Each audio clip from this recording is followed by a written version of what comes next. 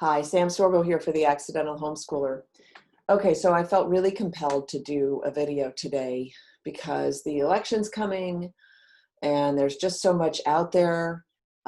First of all, please go watch Leaders for Life, which is a documentary that I'm a part of. Go to leadersforlifefilm.com and watch it and share it with people. It's already changed some people's votes, which I'm hearing now via email, which I'm very excited about. Yeah, go to leadersforlifefilm.com. Watch the short trailer. If that doesn't intrigue you enough to watch the movie, I don't know what, but go watch it because I think it'll, well, I'm just getting great comments. I think you'll really enjoy it. Okay. But that's just based on what other people are telling me. The thing that I wanted to bring up, so my kids went to a youth group at a church, and my oldest got into a conversation with the pastor who was leading the youth group, and they started talking about politics, and the pastor said, where do you stand? And my son said, well, I'm conservative. And the pastor said, oh, okay, so you're for Trump. And my son said, yeah, I think he's done just a great job. And the pastor said, really? And my son listed Trump's accomplishments. I won't go into them here. There are so many, and my son is well versed in this, and he just went down the list and finished with, well, he is the most pro-life president that we've had in modern times. And the pastor said, that doesn't make him a Christian. And I got bugged because my son said, I didn't want to get into it with him because I didn't know if we'd be going back there. So I just let it slide or whatever.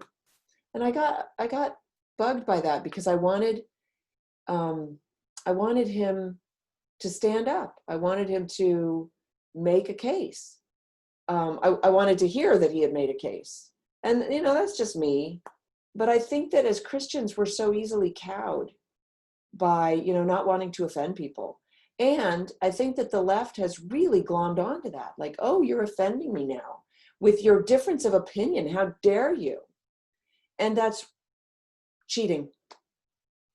It's cheating. So we talked about it some more. And when he was confronted, well, he's not very Christian, I said, what could you have said to that? And my son said, well, I could, say that there are two ways to sort of exert your Christianity: the doctrinal way, where you declare and you take Jesus into your heart, and the moral way, where you behave as a Christian would behave.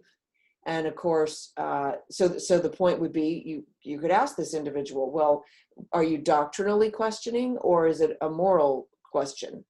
And of course he would say, well, moral, because, Trump's had 3 wives or whatever. Oh, so in your book, Christians can't get divorced? Is that what you're saying? So you wouldn't have people in church with you who are divorced?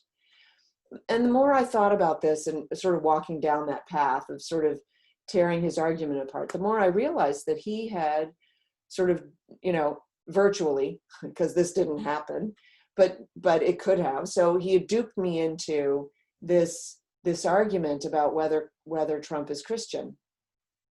And the thing I realized is it's irrelevant. Well, that doesn't make him a Christian. Nope, sure doesn't. What's your point? Are we only supposed to vote for Christians? Is that what the Bible says? Did God say, hey, if you're going to elect a leader, make sure he's a Christian or you can't vote for him? Last I checked, no. So what's your point? And David was a man after God's own heart. He was seriously flawed. You know who else was seriously flawed? The disciples.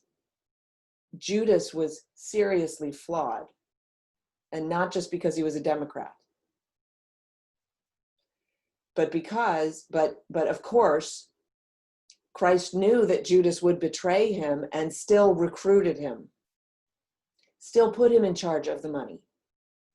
Okay? So yeah, doesn't make him a Christian. And your point is, Donald Trump is the most pro-life president we have had in modern times.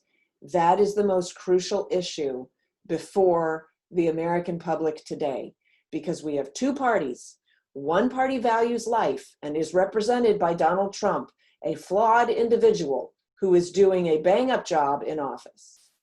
And the other party hates life, is out to destroy life, supports Planned Parenthood, the abject killing of babies, supports partial birth abortion, pulling a baby half out of the womb and snipping its neck. Two choices. It's a binary choice, very simple. That's it. I had to get that off my chest. Thanks for tuning in. We'll see you next time.